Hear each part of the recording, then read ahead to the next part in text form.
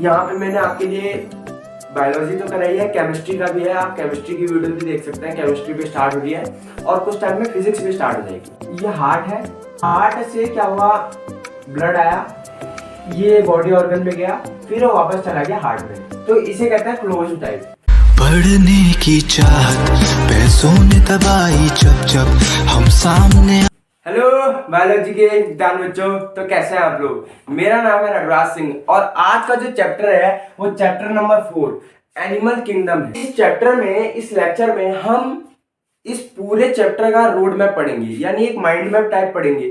जैसे हम कह सकते हैं ना कि किसी भी मकान को बनने में हमको एक माइंड मैप चाहिए होता है ना, कि वो मकान का नक्शा कैसा है, बनेगा कैसा, कौन सा रूम किधर जाएगा।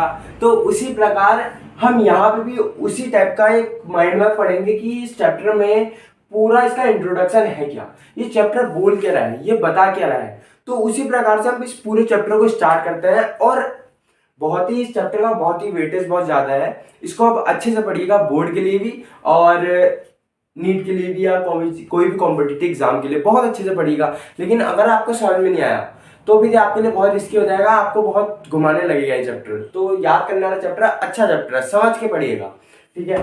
तो इस चैप्टर का हम इंट्रोडक्शन पढ़ते हैं। तो इंट्रोडक्शन पढ़ने से पहले हम किसी भी चीज़ का नाम समझते हैं। तो नाम क्या है, एनिमल किंगडम, यानी एक ऐसा समाज जो सिर्फ जानवरों के लिए हो, उसे कहते हैं हम एनिमल किंगडम। हिंदी में मैंने आपको बताया, ठीक है।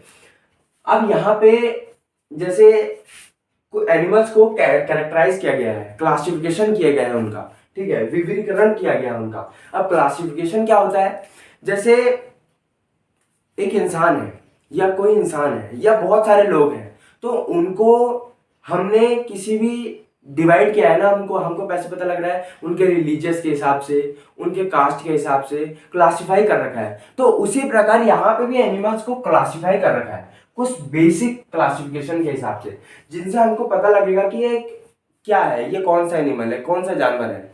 कुछ एनिमल्स को तो हम देख के बता सकते हैं कि जैसे कुत्ता है, ये एनिमल्स है, या डॉग है, तो उसको हम देख के बता सकते हैं कि डॉग है। लेकिन कुछ एनिमल्स ऐसे एनिमल्स होते हैं जिनको हम कैरेक्टराइज नहीं कर पाते हैं। जैसे हमको पता रहता है कि कोई चिड़िया है, वो आसमान में उड़ रही है, तो चिड़िया ही है ना, हमको ये पता है।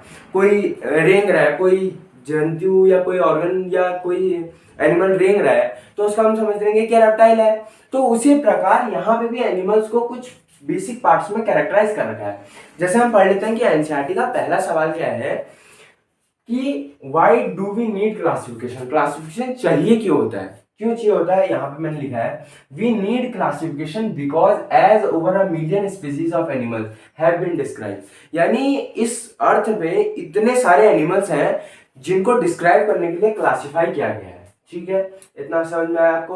अब क्लासिफाई करने के कुछ बेसिक क्लासिफिकेशन है, यानी उनके अंदर भी कुछ कैरेक्टर्स होते हैं जिससे हमको पता लगे कि ये किस बेस पे क्लासिफाई हो चुका है।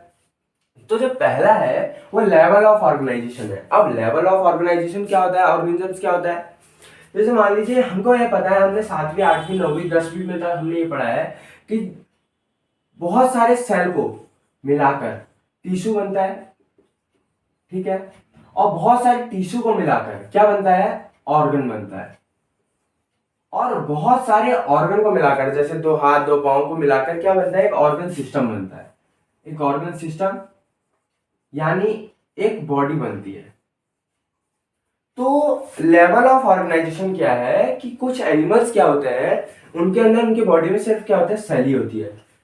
या कुछ एनिमल्स क्या होते हैं, उनकी बॉडी में टिश्यू होता है। या कुछ एनिमल्स क्या होते हैं, सेल और टिश्यू मिला के ऑर्गन होता है उनके अंदर, वो पूरा एक ही ऑर्गन होता है। या कुछ एनिमल्स ऐसे होते हैं जो ऑर्गन सिस्टम में होता है। याद रखिएगा कि इंसानों को भी बायोलॉजी में एनिमल्स ही कहा गया है। तो यहाँ पे मैं एनिमल्स की बात करूंगा तो कहीं ना कहीं मैं ह्यूमंस की भी बात कर रहा हूँ, ह्यूमंस बीइंग की भी बात कर रहा हूँ। तो यहाँ पे जैसे कुछ ऑर्गन, जैसे 2 हाथ 2 पाँव मिला के क्या बन जाता है, एक ऑर्गन सिस्टम बन जाती है, एक बॉडी बन जाती है। जैसे हमारी बॉडी, ये हमारी पूरी बॉडी है। तो इन्हीं के हिसाब से लेवल ऑफ ऑर्गेनाइजेशन किया गया है कि इनके कौन कौन से लेवल है, कौन से लेवल में, सेल में है, टिश्यू में है, ऑर्गेनिजम्स में है, ऑर्गन में है। इन सबके हिसाब से इसको क्लासिफाई किया जा सकता है। बॉडी सिमेट्री, यानी एक बॉडी को कितने पार्ट में डिवाइड किया जा सकता है इक्वली। तो उसको भी कहते हैं हम, उसके हिसाब से भी हम एनिमल्स को कैरेक्टराइज कर सकते हैं बॉडी सिमेट्री को। यानी जैसे मतलब कोई बॉडी है, उसको बीच से काट दिया तो दो पार्टों में डिवाइड हो गया। जैसे हमारी बॉडी है तो हम बीच से काट दिए जाएंगे मान लीजिए, तो दो हाथ, एक हाथ इधर एक हाथ इधर, यानी इक्वली डिवाइड हो जाएगा ना, एक हाथ पाँव, एक पाँव इधर एक पाँव इधर, तो पूरा इक्वली डिवाइड होगा। तो उसी टाइप के बॉडी सिमेट्रिक होती है, यानी बॉडी को भी डिवाइड करके हम पता लगा सकते हैं कि एनिमल किंगडम कौन सा है। नेचर ऑफ कॉलम, कॉलम क्या होता है, एक कैविटी होती है। कैविटी क्या हो सकता है, मतलब एक ऐसा खाली जगह बॉडी के अंदर जिससे हम पता कर सकते हैं कि ये एनिमल कौन सा है। खाली जगह होती है, ब्लैंक स्पेस हम जिसे कह सकते हैं। तो उसके हिसाब से भी हम पता लगा सकते हैं। अलग अलग नेचर होते हैं, अलग अलग टाइप के कॉलम्स होते हैं, 3 टाइप के कॉलम्स होते हैं। हम आगे पढ़ेंगे, अभी पूरा चैप्टर स्टार्ट हो रहा है, इंट्रोडक्शन है ये। फिर उसके बाद एम्ब्रियोनिक स्टेज, एम्ब्रियोनिक लेयर। अब एम्ब्रियोनिक लेयर होता क्या है, दिमाग में हमारे आएगा। एम्ब्रियोनिक लेयर क्या होता है कि कोई लेडी प्रेग्नेंट है, उनके स्टोमक में एम्ब्रियो है, 4 या 5 वीक में या 3 वीक में कम से कम एम्ब्रियो बनता है। तो एम्ब्रियो कैसे, यानी बहुत सारे सेल को मिला के, फिर सेल को मिला के टिश्यू बनते हैं, फिर टिश्यू के अंदर धीरे धीरे एम्ब्रियो बनता है, भ्रूण जिसे कह सकते हैं। तो उनके ऊपर जो लेयर्स होती है उसे कहते हैं हम एम्ब्रियोनिक लेयर। ठीक है, इतना समझ में आया। इसके हिसाब से भी हम किसको, एनिमल्स को कैरेक्टराइज कर सकते हैं। सर्कुलेटरी सिस्टम और रिप्रोडक्टिव सिस्टम के हिसाब से भी हम ड्राइव भी कर सकते हैं कि एनिमल कौन सा। सर्कुलेटरी सिस्टम का कैसा, मतलब open type close type system. Open type close type होता क्या है, ओपन टाइप क्लोज टाइप अभी हम पढ़ेंगे, इससे आगे, इसके बाद ही हम पढ़ेंगे, मैं पढ़ाऊंगा आपको। उसके बाद नोटोकॉर्ड। अब नोटोकॉर्ड क्या होता है, नोटोकॉर्ड एक ऐसा फ्लेक्सिबल पार्ट होता है बॉडी का जो रॉड लाइक होता है। ठीक है, तो उसके हिसाब से भी हम एनिमल किंगडम को हम क्लासिफाई कर सकते हैं। तो इतना जानने के बाद हम थोड़ा थोड़ा इनके बारे में आप जानते हैं, तो जानने के लिए इसको, तो भाइयों ये पहला लेवल ऑफ ऑर्गेनाइजेशन। देखिए क्या होता है, हमको इस चैप्टर में 10 फाइलम पढ़ने हैं, 10 फाइलम के नाम पढ़ने हैं। तो उसमें से कुछ फाइलम्स क्या हैं यहाँ पे इन लेवल्स के हिसाब से हैं। जैसे सेलुलर लेवल, यानी जिनमें सेल होते हैं, वो क्या होता है, पॉलीफेरा। टिश्यू लेवल, जिनके अंदर टिश्यूज होते हैं खाली, वो होता है सेलेंटेटा। ऑर्गन लेवल क्या होता है, प्लेंटीहेल्मिंथ्स। तो इस हिसाब से लेवल ऑफ ऑर्गेनाइजेशन है। अब ये इसका दूसरा पार्ट पढ़ता है, पहला लेवल ये है, दूसरा क्या पढ़ता है, सिमेट्रिक के हिसाब से, तो उसको लिख लेते हैं। तो भाइयों अब यहाँ पे सिमेट्रिक में 3 पार्ट होते हैं। अब सिमेट्रिक क्या होता है, डिवाइड करना, यानी किसी भी पार्ट को या किसी भी ऑर्गन को 2 पार्ट में डिवाइड करना, उसे कहते हैं सिमेट्रिक। यहाँ पे पहला सिमेट्रिक क्या है, रेडिकल सिमेट्रिक। अब रेडिकल सिमेट्रिक क्या है, यानी किसी भी ऑर्गन को 2 पार्ट में डिवाइड करना, एक इस टाइप का और दूसरा इस टाइप का। यानी मान लीजिए कोई ये ऑर्गन है, इसको हमने एक इस टाइप पर डिवाइड कर दिया, एक इस टाइप का, तो इसी डिविडेशन को क्या कहते हैं, सिमेट्रिक कहते हैं। यानी डिवाइडेड इनटू 2 इक्वल पार्ट्स। ठीक है, उन्हें कहते हैं रेडिकल सिमेट्री। बाइलेटरल सिमेट्री किसे कहते हैं, बाइलेटरल सिमेट्री किसे कहते हैं, यानी बीच से, यानी ये ऑर्गन है, इसके बीच से ही एक लाइन जाएगी तो 2 पार्ट्स में डिवाइड कर देगी, इसको कहते हैं बाइलेटरल। और सिमेट्रिकल किसे कहेंगे हम, सिमेट्रिकल क्या होता है कि जिसके बीच से जो प्लेन कटा ही है, जैसे मान लीजिए यहाँ पे इसको हमने प्लेन काटा है, तो ये इक्वल है, ये इक्वल है, यानी यहाँ पे भी अगर 2 हाथ पांव होंगे तो यहाँ पे भी होंगे। बट इसमें क्या होता है, ऐसा नहीं होता, ये इक्वली डिवाइड नहीं हो सकता। यानी अगर बाबा इसको मान लीजिए बीच में काट दिया, यानी यहाँ पे एक ही पांव होगा, या यहाँ पे भी एक ही पांव होगा, यहाँ पे एक पांव होगा, यहाँ पे 2 या 3 पांव होंगे, तो मतलब इक्वली इनकी बॉडी इक्वली नहीं होती है। तो इस हिसाब से भी इसको डिवाइड किया जा सकता है। अब इसका तीसरा पार्ट पढ़ता है। तो भाइयों अब हम एम्ब्रियोनिक लेयर पढ़ेंगे। तो यहाँ पे एम्ब्रियोनिक लेयर 2 टाइप के लेयर है, डिप्लोप्लास्ट और ट्रिप्लोप्लास्ट। यहाँ पे 2 and 3 का मतलब ये मतलब सेट ऑफ क्रोमोसोम्स नहीं है, यहाँ पे कुछ और। डिप्लोप्लास्ट का मतलब होता है animals in which cell arranging in 2 layers. ठीक है, यानी एक ऐसा सेल जो 2 लेयर में डिवाइड हो। मान लीजिए ये एक सेल है और ये 2 लेयर में डिवाइड है, तो इनके अंदर 2 टाइप के लेयर पाए जाते हैं, एक्टोडर्म और एंडोडर्म। तो एक्टोडर्म कौन सा होता है, बाहर की लेयर होती है, ये वाली लेयर होती है एक्टोडर्म, एक्टोडर्म। अंदर की क्या होती है, एंडोडर्म। ठीक है, तो इस टाइप के लेयर होती है डिप्लोप्लास्ट में। और ट्रिप्लोप्लास्ट में क्या होता है, एक एक्टोडर्म और एंडोडर्म के बीच की एक लेयर होती है जिसे कहते हैं मेसोडर्म। ठीक है, तो उसे हम क्या कहते हैं, टिप्लोप्लास्ट कहते हैं। तो यही है एम्ब्रियोनिक लेयर, यानी मान लीजिए एक भ्रूण है, तो उनके अंदर ये 3 लेयर पाए जाते हैं, एक्टोडर्म, एंडोडर्म, मेसोडर्म। इनके बारे में भी हम अगले चैप्टर में पढ़ेंगे, इसके अगले के अगले चैप्टर में, सेल वाले चैप्टर में। ये अभी इसका कुछ नहीं है, अभी इसका इतना ही है, ठीक है, एम्ब्रियोनिक लेयर। तो अब चौथा, इसके बारे में हम चौथा पढ़ते हैं हम। तो भाइयों अब हम कॉलम पढ़ते हैं। तो कॉलम के क्या होता है, 3 पार्ट होते हैं, जैसे मैंने आपको बताया था अभी। कॉलम यानी कैविटी, मतलब एक खाली स्पेस। तो देखिए कॉलमेट, अब कॉलमेट किसे कहते हैं, जिन एनिमल्स के अंदर ये प्रेजेंट होता है, यानी जिन एनिमल्स के अंदर कॉलम्स प्रेजेंट होते हैं उसे कहते हैं कॉलमेट। जिन एनिमल्स के अंदर प्रेजेंट नहीं होता है उसे कहते हैं एसोकॉलमेट। और जिनके अंदर ये दोनों होते तो हैं लेकिन ये फॉल्स में होते हैं, यानी एक ऐसी, ये एक टाइप का मान लीजिए सेल है और ये एक्टोडर्म, मेसोडर्म, एंडोडर्म हो गया। इनमें क्या होता है, इस टाइप के बने हैं, ठीक है, कहीं कहीं पे। और ये जो खाली स्पेस है इसे कहते हैं पैसिडोकॉलमेट। ये सिर्फ किस में होता है, एस्के एल्मेंथीज में होता है। और एस्के एल्मेंथीज एक ऐसा फाइलम है जिसके अंदर ही पाया जाता है, ये पाया जाता है सिर्फ, ठीक है। तो ये मोस्ट इंपॉर्टेंट है, नीट में पूछा जाता है कि ये एस्के एल्मेंथीज ऐसा मतलब क्या है, कौन सा फाइलम है जिसके अंदर एक पिस्यूडोकॉलमेट पाया जाता है, ठीक है। अब हम पढ़ते हैं 5वां। तो भाइयों अब हम पढ़ते हैं सर्कुलेटरी सिस्टम।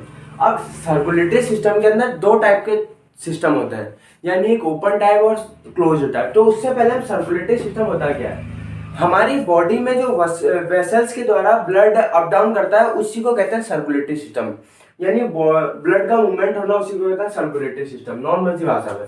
इसके पहला टाइप होता है क्लोज्ड टाइप, और सेकंड टाइप होता है ओपन टाइप। तो पहले क्लोज टाइप में क्या होता है, ये कंप्लीट डाइजेशन होता है इसके अंदर। यानी क्या होता है, ये हार्ट है, हार्ट से क्या हुआ, ब्लड आया, ये बॉडी ऑर्गन में गया, फिर वो वापस चला गया हार्ट में, तो इसे कहते हैं क्लोज टाइप। और ओपन टाइप में क्या होता है, यहाँ पे ये कनेक्टेड नहीं होता है, ये एक नॉर्मल बाहर की ओर चले जाता है, जो ब्लड आएगा इधर से ब्लड आएगा, इधर से ब्लड आएगा और बाहर की तरफ चले जाएगा, तो उसे कहते हैं ओपन टाइप सिस्टम। यानी डाइजेस्टिव जैसे एलिमेंट्री कैनाल के अंदर चले जाएगा, या कहीं भी खोखला या कैविटी की जैसे टाइप में चले जाएगा ब्लड, तो उसे कहते हैं ओपन टाइप सिस्टम, ठीक है। सर्कुलेटरी सिस्टम ये होता है। और छठा हम पढ़ते हैं नोटोकॉर्ड, तो मिटा लेते हैं इसको, फिर छठा पढ़ेंगे। तो लास्ट जो टॉपिक है, लास्ट जो क्लासिफिकेशन है बहुत छोटा है। ये क्या है, ये क्या होता है, एक फ्लेक्सिबल रॉड लाइक स्ट्रक्चर होता है, ठीक है, बॉडी के अंदर या यूट्रस के अंदर, या जैसे मैंने आपको बताया एम्ब्रियो के अंदर, तो उसके अंदर होता है नोटोकॉर्ड। ये क्या करता है, ये मीजोडर्मली ड्राइव्ड होता है। मीजोडर्मली यानी जो एम्ब्रियो का तीसरा स्टेज होता है उसके हिसाब से डिवाइड होता है ये, और मतलब बनता है यूट्रस के अंदर यानी स्टोमच के अंदर, ठीक है। और ये क्या काम करता है, और ये कौन से फाइलम में पाया जाता है, ओनली कॉर्डेट्स फाइलम में पाया जाता है, ठीक है। तो इतना ही है। फिर इस चैप्टर में आपको समझ में आया होगा ये 6 क्लासिफिकेशन, ये इंट्रो प्लस 6 बेसिक क्लासिफिकेशन भी था इस चैप्टर में। तो आई होप आपको समझ में आया होगा, आपको अच्छा लगा होगा। और बाकी जब हम 10 फाइलम पढ़ेंगे इसके अंदर, तो उनके अंदर हम धीरे धीरे इस चीज को हम कवर करते जाएंगे अच्छी तरीके से, ठीक है। आई होप समझ में आया होगा। तो आज का जो मेरा लेक्चर है यहीं पे खत्म होता है। और हाँ, लेक्चर खत्म होने से पहले मैं आपको एक बात कहना चाहूंगा, यार मत करो माँ बाप को पैसा बर्बाद, सच बोलो मत करो। आपको एक फोन दिया गया है, इसको आप अच्छे से यूज करिए, यूटिलाइज करिए। मैं जानता हूँ इस फोन का कितना मिसयूज हो सकता है, मैंने भी किया है। मैं आपसे ऐसा नहीं बोलूंगा बिल्कुल ही मत करो, करो ठीक है एक लिमिट तक, लेकिन इस चीज का ना ज्यादा फायदा उठाओ, प्रॉफिट लेने की कोशिश करो आप किसी भी चीज की। क्योंकि क्या होता है ना, कभी कभी हम मंजिल को देख रहे होते हैं ना, मंजिल को, तो हमको रास्ता वैसे ही बनते चले जाता है। तो अगर आप एक काम करना, बिल्कुल एक पेपर में लिख के, बिल्कुल चाहे नीट के लिए तैयारी करो, नीट लिख के बिल्कुल पेपर में चिपका के, अगर आप डेली उस चीज को देखोगे ना, तो आपके दिमाग में डेली एक टाइप का एक मतलब खुद ही आएगा अंदर से कि यार पढ़ना है। तो ऐसी मतलब एक वे बनेगा आपका, एक फ्लो बनेगा आपका। तो राइट चॉइस में जाइए, अच्छे से करिए, अच्छे से पढ़िए, और डरने की कोई जरूरत नहीं है। क्योंकि 11वीं में आके इंसान होपलेस होता है, मैं भी होपलेस हुआ था एक टाइम पे कि यार अब मैं क्या करूँ, बहुत बेसिक्स है, बहुत बड़ा है, कुछ समझ में नहीं आता, बट कोई नहीं, आप अच्छे से पढ़िए। यहाँ पे मैंने आपके लिए बायोलॉजी तो कराई है, केमिस्ट्री का भी है, आप केमिस्ट्री की वीडियो भी देख सकते हैं। केमिस्ट्री भी स्टार्ट हो रही है और कुछ टाइम में फिजिक्स भी स्टार्ट हो जाएगी। तो आप इसको अच्छे से पढ़िए, अच्छे से देखिए। एंड थैंक यू, आपने ये पूरा चैप्टर, इससे पहले वाला चैप्टर को भी पढ़ा। ठीक है, thank you, have a nice day, be safe and be right. जय हिंद, जय भारत।